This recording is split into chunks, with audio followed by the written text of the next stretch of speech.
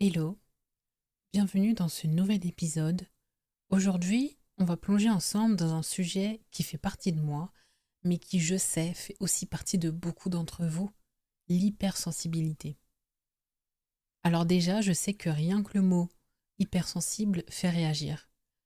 Tu vois, c'est un mot qu'on a tous entendu au moins une fois, mais souvent mal compris. On l'utilise parfois comme une étiquette un peu moqueuse, genre oula, lui il est trop sensible, ou elle prend tout trop à cœur. Comme si c'était une faiblesse, comme si c'était un défaut à corriger. Et franchement, moi je pense complètement l'inverse. Être hypersensible, c'est pas un bug, c'est pas un défaut de fabrication. C'est plutôt comme une manière particulière de percevoir le monde, comme si on avait des capteurs un peu plus sensibles que la moyenne. Et forcément, quand on ressent les choses plus fort, ça peut être à la fois magnifique, mais aussi parfois hyper difficile à gérer. Et c'est exactement ça que j'ai envie de partager avec toi aujourd'hui. Pas un truc théorique, pas un cours chiant avec des définitions compliquées, mais une vraie discussion posée, où je vais te raconter ce que c'est d'être hypersensible, comment ça se vit au quotidien, les galères que ça implique, mais aussi toutes les beautés et toutes les forces incroyables que ça peut apporter. Parce qu'on va pas se mentir, souvent on voit l'hypersensibilité sous l'angle des problèmes. On parle de fatigue, de surcharge émotionnelle, de pleurs pour rien, de trop plein dans les soirées, de cette impression de ne pas être à la même vitesse que les autres. Mais il y a aussi tout un côté lumineux, un côté hyper riche, la créativité, la capacité à ressentir profondément les choses, la manière unique d'entrer en connexion avec les autres, ou encore cette intuition qui parfois nous guide comme un radar. Bref, aujourd'hui on va prendre le temps, un bon moment ensemble, tranquille.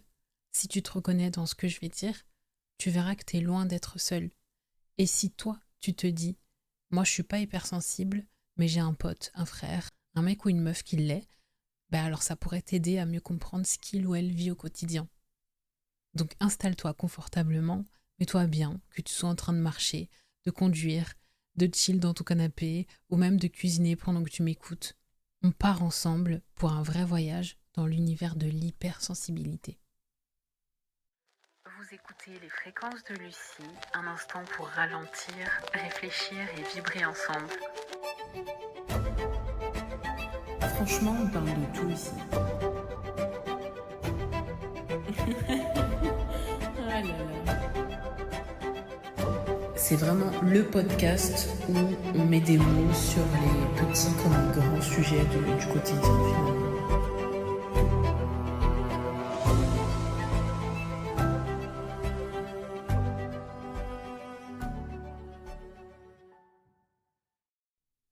Alors déjà, commençons par le commencement.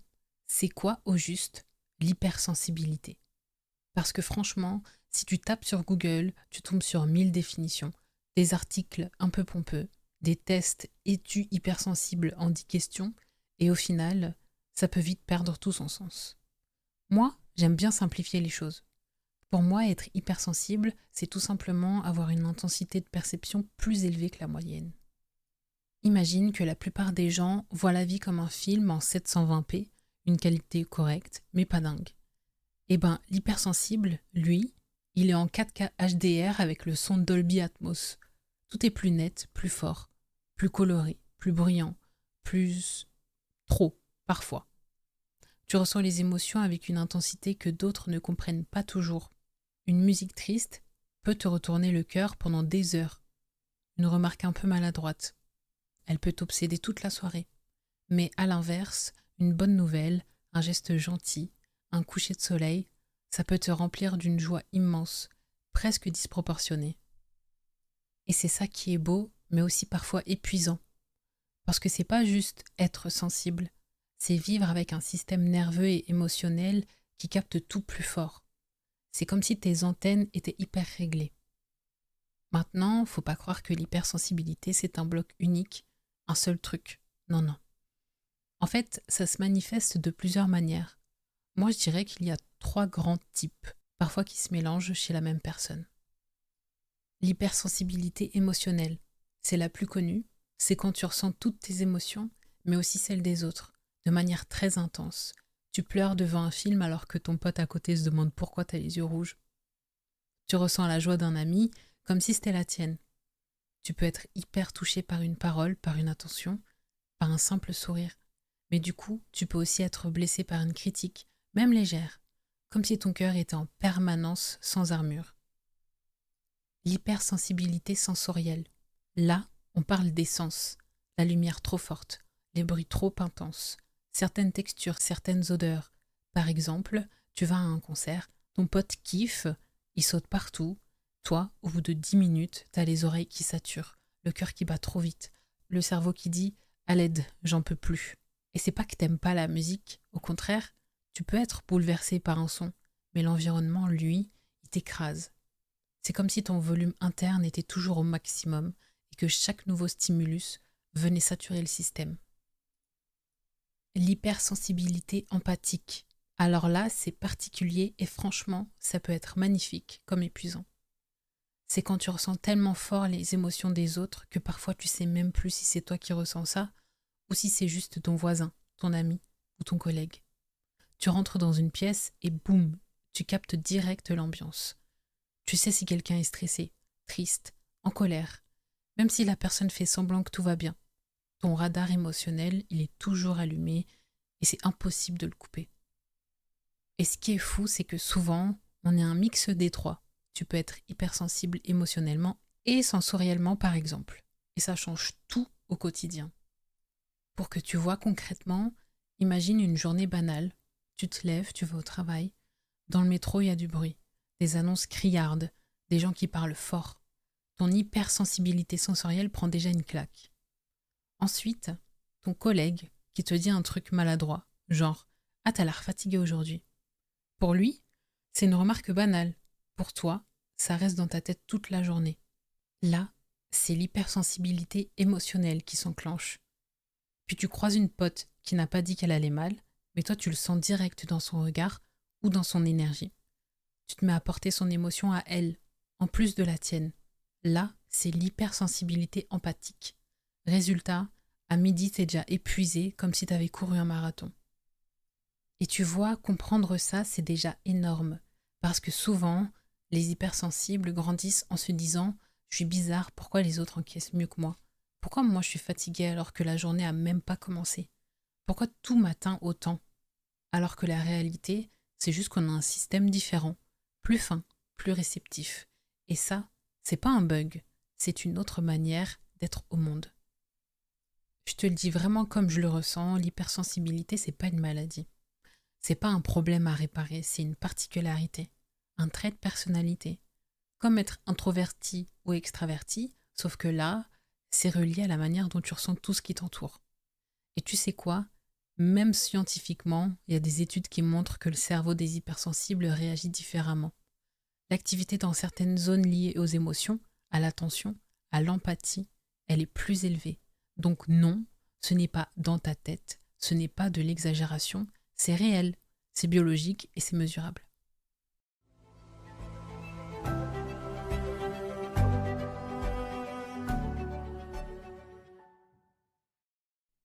Ok, maintenant qu'on a posé les bases, qu'on a vu un peu ce que c'était l'hypersensibilité, on va entrer dans le concret. Qu'est-ce que ça fait de vivre avec ça au quotidien ? Parce que soyons honnêtes, c'est dans la vraie vie que ça se joue. C'est pas juste une étiquette psychologique, c'est un filtre permanent à travers lequel on perçoit absolument tout. Et je vais pas te mentir, parfois c'est un cadeau incroyable et parfois c'est un vrai fardeau. Alors je vais t'expliquer un peu les deux côtés de la pièce. Déjà, le truc numéro 1, c'est que quand tu es hypersensible, toutes tes émotions sont multipliées par 10. Ça veut dire quoi ? Ça veut dire que quand tu es heureux, tu peux être vraiment heureux. Genre le cœur qui déborde, les yeux qui brillent, le sourire que tu peux pas retenir. Tu vois une scène trop mignonne dans la rue, genre un gamin qui tient la main de sa grand-mère, et là ça peut te mettre les larmes aux yeux. Mais dans l'autre sens, quand tu es triste, tu plonges. Quand tu as de la peine, ça prend toute la place. Et ça, c'est pas toujours simple. Parce que dans notre société, on a un peu cette habitude de dire « Allez, c'est pas grave, passe à autre chose ». Mais toi, tu peux pas. Ton cerveau, ton cœur, ils veulent pas passer à autre chose comme ça. Tu as besoin de sentir, de digérer, de vivre pleinement l'émotion, et parfois ça prend du temps. Et puis il y a la colère. Laisse-moi te dire, quand un hypersensible est en colère, c'est pas juste « je bougonne 2 minutes ». c'est un volcan intérieur. Alors souvent, on la garde pour nous, cette colère, parce qu'on ne veut pas faire de mal aux autres. Mais ça bouillonne, ça brûle, ça peut même nous rendre mal physiquement. Et la peur, parlons-en.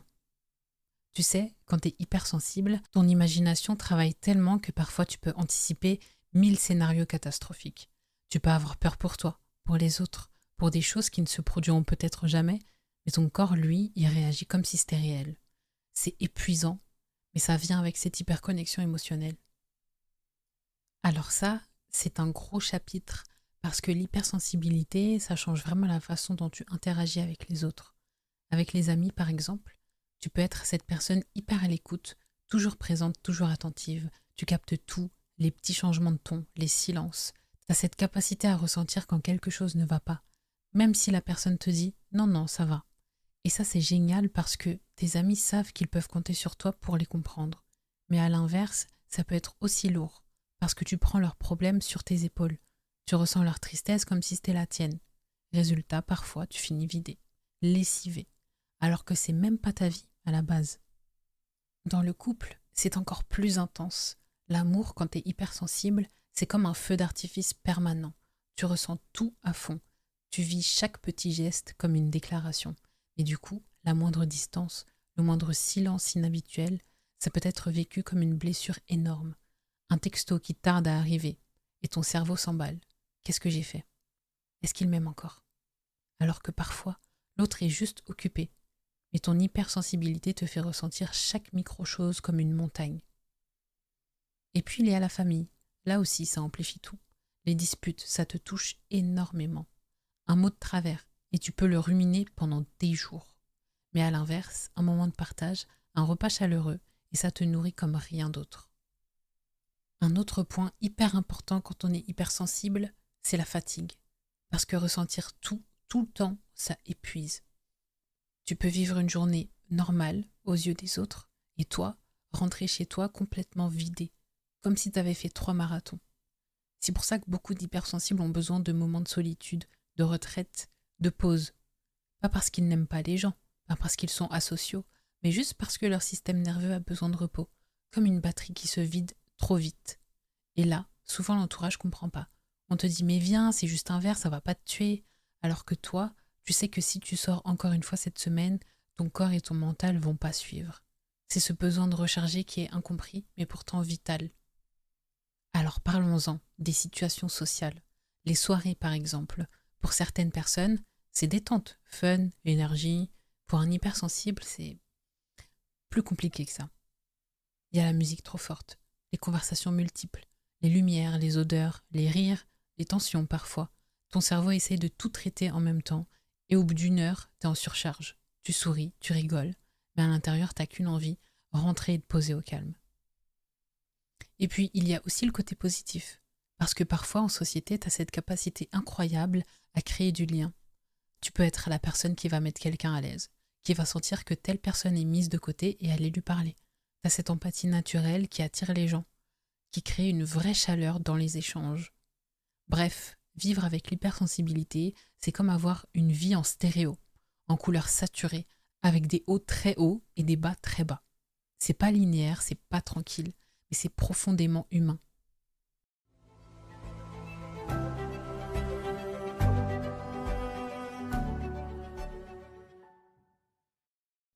Bon, maintenant qu'on a vu ce que c'était et comment ça se vit dans le quotidien, faut aussi qu'on parle franchement des défis, des vraies difficultés que ça implique.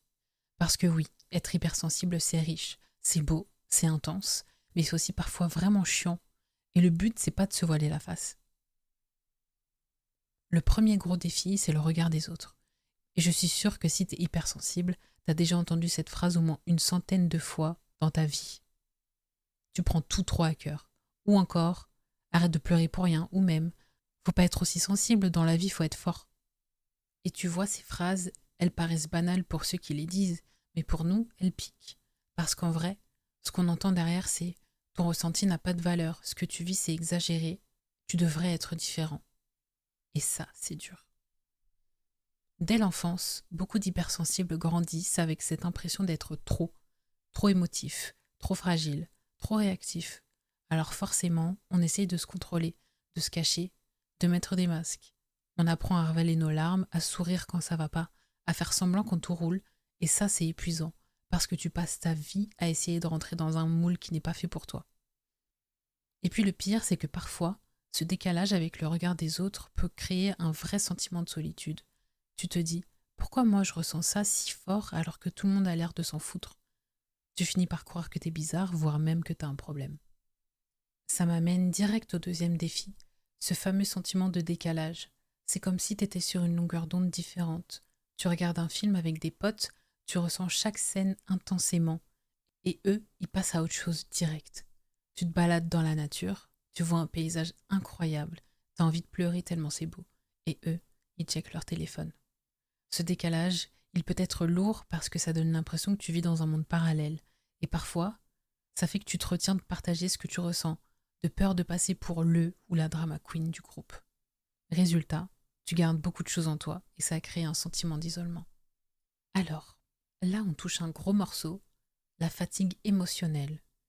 Parce que quand ton système nerveux est toujours en alerte, toujours à capter chaque émotion, chaque ambiance, chaque détail, au bout d'un moment t'es juste lessivé. C'est un peu comme si t'avais un ordinateur avec 1000 onglets ouverts en permanence. Tu peux tenir un moment, mais à la longue ça rame, ça plante, ça fatigue.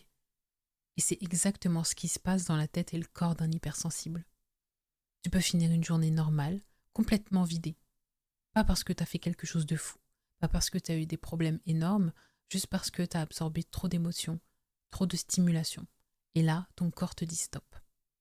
Et ce qui est dur, c'est que cette fatigue, elle est souvent incomprise. Les gens se disent « Mais t'as rien fait de spécial aujourd'hui, pourquoi t'es fatigué ?» Mais en réalité, ce qu'ils ne voient pas, c'est tout le travail invisible que ton cerveau et ton cœur ont fait toute la journée. Un autre défi énorme, c'est de vivre avec les critiques et les étiquettes. On te colle vite des mots sur le front, fragile, émotif, trop intense. Et parfois même, on peut te dire que t'es manipulable, que t'exagères, ou que tu joues la victime, alors qu'en vrai, tu ne fais que ressentir ce que tu ressens. Point. Et ça peut créer un vrai manque de confiance en soi. Parce que quand toute ta vie, on te fait sentir que ta manière d'être, c'est pas la bonne, tu finis par te dire que t'as tort, que tu devrais changer. Et c'est là que beaucoup d'hypersensibles développent de l'anxiété, voire même des blocages.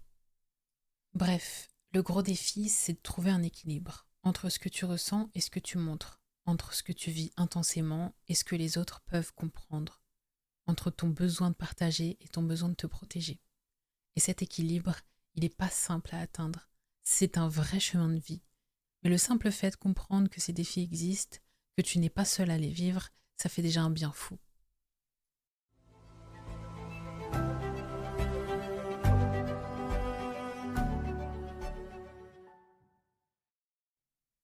On a parlé des défis, des moments compliqués, de la fatigue, du regard des autres, mais ce serait injuste de s'arrêter là. Parce que franchement, l'hypersensibilité, c'est aussi un sacré cadeau. Et je pèse mes mots.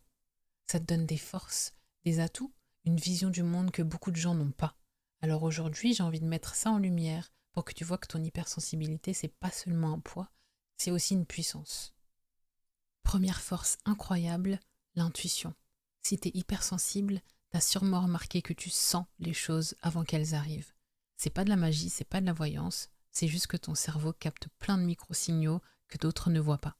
Le ton de la voix de quelqu'un, une petite expression faciale, une ambiance dans une pièce.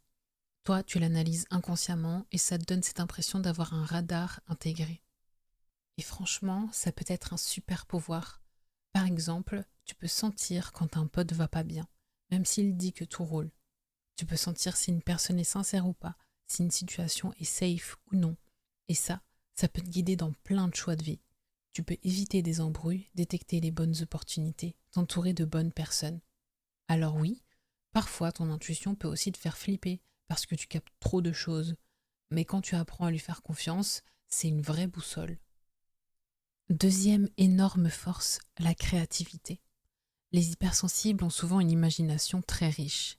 Tu rêves beaucoup, tu imagines 1000 scénarios, tu vois des connexions entre des choses qui, pour les autres, n'ont rien à voir, et ça, c'est le terrain parfait pour la créativité. C'est pour ça que beaucoup d'artistes, de musiciens, d'écrivains, de peintres, de cinéastes sont hypersensibles. Parce qu'ils ressentent les choses tellement fort qu'ils ont besoin de les exprimer, de les transformer en quelque chose de beau, de partagé. Et même si tu ne te considères pas comme un artiste, cette créativité, elle peut se manifester partout. Dans ta façon de cuisiner, de décorer, d'organiser un projet, de trouver des solutions originales. C'est comme si ton cerveau voyait toujours en dehors de la boîte. Troisième force, et pas des moindres, l'empathie. On en a parlé un peu plus tôt, mais là je veux insister. Être capable de ressentir ce que les autres ressentent, c'est une richesse incroyable.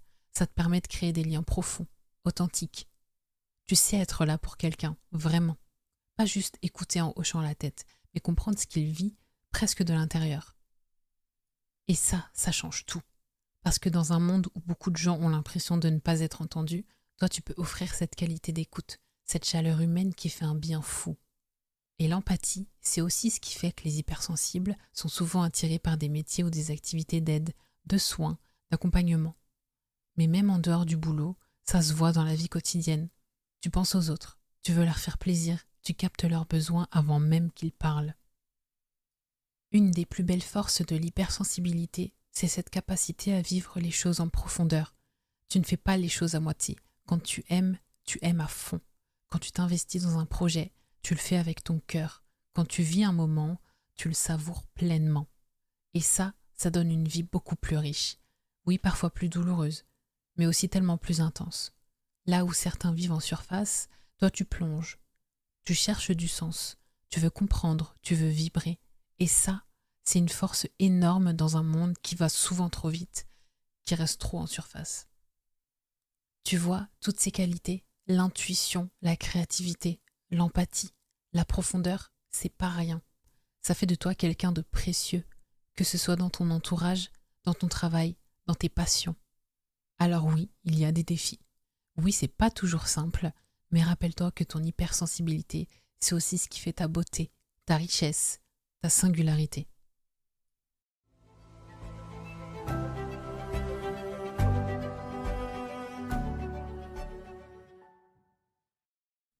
Alors, maintenant qu'on sait ce qu'est l'hypersensibilité, comment ça se vit, les galères, mais aussi les forces, il est temps de répondre à la question que tout le monde se pose. Comment on fait concrètement pour vivre avec son hypersensibilité sans se laisser bouffer par elle? Parce que oui, soyons honnêtes, si tu l'as subi, ton hypersensibilité peut vite devenir un poids. Mais si tu apprends à l'apprivoiser, à la comprendre, à la canaliser, ça devient un super pouvoir. Alors je vais partager avec toi quelques pistes, des astuces, des petites habitudes qui peuvent vraiment changer la vie au quotidien. Ça paraît simple dit comme ça, mais crois-moi, la respiration c'est une arme secrète pour les hypersensibles. Parce qu'on vit tout intensément, nos émotions peuvent nous submerger en un rien de temps. Un mot blessant, un bruit trop fort, une surcharge sociale, et bam, le cœur s'emballe, le stress monte. Dans ces moments-là, prends juste quelques secondes pour respirer profondément, ça change tout. Inspire lentement par le nez, bloque un peu, puis expire doucement par la bouche. Tu peux le faire 3 ou 4 fois, discrètement, même en public, et ça te permet de calmer ton système nerveux. C'est comme appuyer sur pause dans ta tête. Et au-delà de ça, apprendre à ralentir en général, c'est crucial. Ne pas courir partout, ne pas remplir ton agenda au maximum. Accepter que tu aies besoin de repos, de lenteur. Un autre truc super important, ton environnement. Quand tu es hypersensible, tu absorbes tout. Donc si ton espace de vie est chaotique, bruyant, surchargé, ça va direct jouer sur ton état intérieur. Du coup, prends le temps d'aménager ton cocon. Ça ne veut pas dire vivre dans une bulle coupée du monde, mais avoir chez toi un endroit où tu peux te poser, respirer, recharger tes batteries. Ça peut être une chambre calme, un coin lecture, un bureau bien rangé, peu importe. Mais y des choses qui t'apaisent, des plantes, des bougies, de la musique douce, de la lumière tamisée. Ton environnement, c'est ton refuge. Ça, c'est peut-être le plus dur pour beaucoup d'hypersensibles. On a tendance à vouloir faire plaisir, à dire oui à tout, à être là pour tout le monde. Résultat, on se retrouve vite épuisé, vidé. Poser des limites, c'est apprendre à dire non quand c'est trop, et surtout à ne pas culpabiliser derrière. Parce que non, dire non ne fait pas de toi une mauvaise personne. Ça fait juste de toi quelqu'un qui respecte son énergie, son équilibre. Un exemple concret. Si tes potes veulent sortir alors que toi, tu sais que tu as besoin de calme, ose dire « Les gars, ce soir, je vous aime, mais j'ai besoin de me poser. » Et c'est ok. Ceux qui t'aiment vraiment comprendront. Un autre outil magique, c'est l'écriture. Quand tu as 1000 émotions en toi, ça peut vite tourner en boucle dans ta tête. Noter ce que tu ressens sur un carnet, un journal ou même dans ton téléphone. Ça te permet de poser les choses, de les sortir de ton mental. C'est comme si tu faisais un peu de ménage intérieur. Tu prends tes émotions, tu les déposes sur le papier et d'un coup, elles prennent moins de place. Et ça rejoint ce que je disais sur la créativité. Quand tu es hypersensible, l'art sous toutes ses formes peut devenir ton meilleur allié. Écouter de la musique, chanter, peindre, danser, écrire des poèmes, peu importe. L'idée, c'est de transformer ton trop-plein émotionnel en quelque chose de créatif. Tu vois, au lieu de juste subir ton intensité, tu l'utilises, tu la transformes. Et en plus, souvent, ça donne des choses magnifiques. On l'oublie souvent, mais l'hypersensibilité, c'est pas que dans la tête, c'est aussi dans le corps. Du coup, prendre soin de son corps, c'est essentiel. Ça veut dire bien dormir, manger équilibré, bouger un minimum. Et je dis pas forcément faire 2 heures de sport par jour, mais trouver une activité douce qui te fait du bien. Marche, yoga, natation, peu importe. Ton corps et ton esprit sont connectés. Et si ton corps est au bout du rouleau, ton hypersensibilité devient encore plus difficile à gérer. Et surtout, le plus important, changer ton regard dessus. Tant que tu verras ton hypersensibilité uniquement comme un problème, tu la subiras. Mais si tu commences à te dire « Ok, c'est ma manière d'être, ça fait partie de moi et ça m'apporte aussi des forces incroyables », alors tu commences à l'accepter et à en faire une alliée. Ça ne veut pas dire que tout devient facile du jour au lendemain, mais ça change ton rapport à toi-même. Et crois-moi, ça fait toute la différence.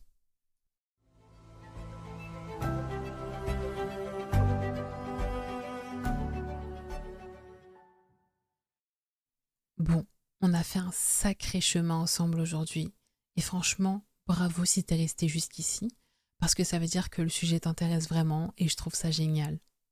On a commencé par poser les bases, comprendre ce que c'est, l'hypersensibilité. Pas juste une étiquette, pas une faiblesse, mais une manière particulière de percevoir le monde, avec ce fameux mode 4K HDR où tout est plus intense. Les émotions, les sons, les ambiances. Ensuite, on a plongé dans le quotidien.